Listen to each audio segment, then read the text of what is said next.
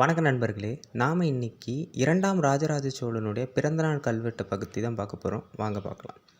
வீழ்ந்த வைணவத்த மீளெடுத்தவரும், புகழ்பெற்ற தாராசுரம் கோவில கட்டியவரும், சோழ நாடு செழித்திருக்க அன்னைக்கே காவிரிய அடைச்சு அதை எதிர்த்து ராஜராஜன் காலத்தில் சோழர் படை இயற்கையாக பாயும் காவிரி நீரை எப்படி அடைக்கலாம் என்று போரிட்டு, அணையை உடைத்து காவேரியை சோழ நாட்டில் தவழ விட்டவருமான மாமன்னர் சோழ சாளுக்கியர் 2ஆம் ராஜராஜ சோழனுடைய பிறந்தநாள் கல்வெட்டு எங்கே இருக்குன்னா, கடலூர் மாவட்டம் திருமாணிக்குடி வாமனபுரீஸ்வரர் கோவிலில் 2ஆம் குலோத்துங்கன், அதாவது 2ஆம் ராஜராஜ சோழனோட அப்பாவான 2ஆம் குலோத்துங்கன் காலத்தில் உள்ள கல்வெட்டில் சொல்லப்படுது. இவர் எப்போ பிறந்திருக்கார் அப்படின்னா, சித்திரை மாதம் உத்திரட்டாதி நட்சத்திரத்தில் இந்த கல்வெட்டு செய்தி இப்போ இந்த வருஷத்துலேருந்து நிறைய பேருக்கு தெரிய ஆரம்பிக்குது. ஒரு சிலருக்கு தெரியாமல் இருக்கலாம். அதனால் இந்த தகவலை நான் சொல்கிறதுக்காகவே ஒரு காணொலியாக பார்க்குறேன். வாங்க அடுத்து பார்க்கலாம். இதுதான் புகைப்படத்தில் இருக்கிறது தான் 2ஆம் ராஜராஜ சோழன். அவருடைய மனைவி புவன முழுதுடையாள். ராசராச சோழன் உலால் என்ன சொல்கிறாங்கன்னா, சுழியிட்ட காவேரிக்கு சோனாடு வாழ வழியிட்ட வாள் காண வாரீர் என்ற ஒட்டக்கூத்தரால் ராஜராஜ சோழன் உலாவில் புகழப்பட்டவருமான 2ஆம் ராஜராஜ சோழன்.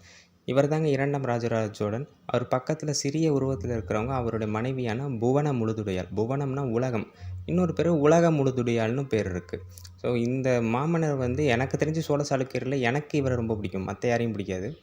மாமன்னன் பரகேசரி 2ஆம் ராஜராஜன் தன்னுடைய தந்தை 2ஆம் குலோத்துங்கன் காலத்திலே ஆட்சியில் பங்கேற்று தந்தை மறைவுக்கு பின்னர் மகுடம் சூட்டப்பட்டதாக கல்வெட்டுகள் மூலம் அறியப்படுகிறது.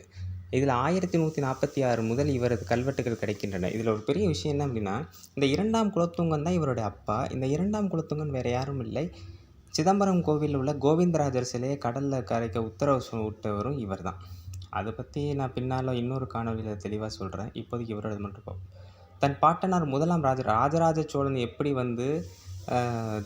தஞ்சை பெரிய கோயிலை கட்டினாரோ அந்த மாதிரி நாமளும் ஒரு கோவில் கட்டணும்னு சொல்லி அதன் விளைவாக வாழும் பிரம்மாண்ட சோழர் கோவில்கள் வரிசையில் அமையும் வண்ணம் தானும் தாராசுரத்தில் ஐராவதீஸ்வரர் கோவிலை தீர்மானித்தார்.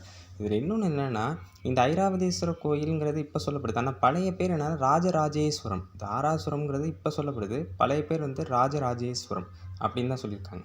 சோழேந்திர சிங்கன், தெய்வ பெருமாள், கண்டன், சொக்க பெருமாள், ராசகம்பீரன் முதலிய பட்ட பெயர்கள் இவருக்கு உண்டு. இவர் நிறைய வைணவத்தை வழிபட்டிருக்கார். 2ஆம் ராஜராஜனின் ஆட்சியை பற்றி பல கல்வெட்டுகள் பாதுகாக்கப்பட்டிருக்கின்றன. அவற்றுள் அடங்கியுள்ள பல மெய்கீர்த்திகள் அவருடைய ஆட்சியின் நிலப்பரப்பையும் அவருக்கு அடங்கிய ஏராளமான சிற்றரசுகளின் பெயர்களையும் நிலைமைகளையும் தெரிவிக்கின்றன. ஆமாம், பல்ராயன்பேட்டைன்னு மயிலாடுதுறை பக்கத்தில் இருக்கக்கூடிய ஊரில் நிறைய 2ஆம் ராஜராஜ சோழன் கல்வெட்டு தான். அதாவது 2ஆம் ராஜராஜனுக்கு உண்டான அனைத்து தரவுகளும் அவர் எப்படி வாழ்ந்தாருங்கிறத ஒரு கலை பொக்கிஷம் பல்ராயம்பேட்டை கோவில். இந்த கல்வெட்டுகள் இராணுவ நடவடிக்கைகளை பற்றி ஒரு செய்தியும் இல்லாததால் 2ஆம் குலோத்துங்கன் ஆட்சியைப் போலவே 2ஆம் ராஜராஜன் ஆட்சியும் போர்கள் இல்லாமல் அமைதியாகவே இருந்தது. தன் தந்தையைப் போல சிவனேசனாகிய ராஜராஜன் தன் தந்தை காலத்தில் நிகழ்ந்த நிகழ்ச்சியால் வருத்தமுற்று இருந்த வைணவர்கள் மனத்துயரும் பொருட்டு வைணவ தலங்களுக்கு சேவை புரிந்தார். புரியுதா நான் சொல்கிறது? 2ஆம் குலோத்துங்க சோழன் அந்த கடலில் கோவிந்தராஜ சிலையை போட சொன்ன வருத்தத்தில் இருந்த வைணவர்களுக்கு ஆறுதலாக இவர் நிறைய பெருமாள் கோயிலை கட்டியிருக்கார்.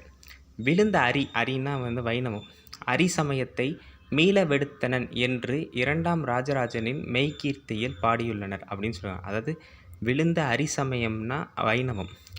இதன் மூலம் 2ஆம் ராஜராஜனின் வைணவ தொண்டினை பற்றி தெரிந்து கொள்ளலாம். அதாவது சிவத்தொண்டு தான் அவர் அதிகமாக புரிந்தவர், ஆனால் வைணவர்களின் மனது பாதிக்கக்கூடாதுன்னு இரண்டையும் கலந்துர செஞ்சிருக்கார். இது கல்வெட்டு. ஸ்வஸ்தி ஸ்ரீ ராஜகேசரி பன்மரான திரிபுவன சக்கரவர்த்திகள் தில்லை திருநகர் சிறப்புடைத்தாக திருமுடி சூடிய ஸ்ரீ குலோத்துங்க சோழ தேவருக்கு யாண்டு ஆன்னு கொடுத்துருக்கு. அது 8வது மேஷ ஞாயிற்றுனா சித்திரை மாதம்னு அர்த்தம். பூர்வ பட்சத்துனா வளர்பிறை பஞ்சமியும் திங்கட்கிழமை பெற்ற உத்திரட்டாதி நாள் ஜெயங்கொண்ட சோழவள நாட்டு உதவி திருமாணிக்குழி, அதான் இந்த ஊர் பேர், அது கடலூர் மாவட்டத்தில் இருக்குது. திருமாணிக்குழி உடைய நாயனார் கோயில், அதான் கோவில் தானத்தாருக்கு மகனார். அந்த மகனார்னு பார்த்திங்களா, அதுதான் 2ஆம் ராஜராஜ சோழனை குறிக்குது. அவருடைய திருநட்சத்திரம், பிறந்த நட்சத்திரமான உத்திரட்டாதி நாள் தீர்த்தம் பிரசாதிக்க எழுந்தருளுகின்ற சித்திரை திருநாளுக்கும் அப்படிங்கிறது தான் இந்த கல்வெட்டு. இந்த கல்வெட்டுடைய அர்த்தம் பார்ப்போம். மங்களம் உண்டாகட்டும். ராஜகேசரி திரிபுவன சக்கரவர்த்திகள் சிதம்பரம் நகரை சிறப்புடையதாக ஆக்கி, அதாவது 2ஆம் குலோத்துங்க சோழன் தான் சிதம்பரம் நகரத்தை பெரிய வீதியெல்லாம் அமைச்சது. அதனால தான் சிதம்பரம் நகரை சிறப்புடையதாக ஆக்கி பட்டம் சூடிய மாமன்னர் 2ஆம் குலோத்துங்க சோழனின் 8ஆம் ஆட்சியாண்டில் சித்திரை மாதத்தில் வளர்பிறை பஞ்சமி திங்கட்கிழமை, இதெல்லாம் சோதிட குறிப்புகள்.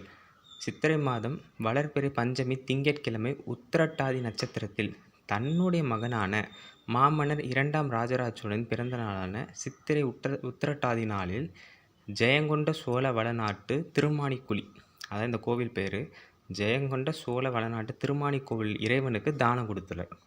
அதாவது தன்னுடைய மகன், இப்போ நம்முடைய மகனோ மகளுக்கோ பிறந்த நாள் இருந்ததுன்னா கோவிலுக்கு போய் படையல் போட்டோ இதெல்லாம் பண்ணுறோம்ல, அந்த மாதிரி மன்னர் செஞ்சுருக்கார். இதன் மூலமாக தான் 2ஆம் ராஜராஜ சோழன் சித்திரை உத்திரட்டாதி நட்சத்திரத்தில் பிறந்திருக்காருன்னு நமக்கு தெரியுது. இந்த தகவல் எல்லாருக்கும் பகிருங்க. நன்றி, வணக்கம்.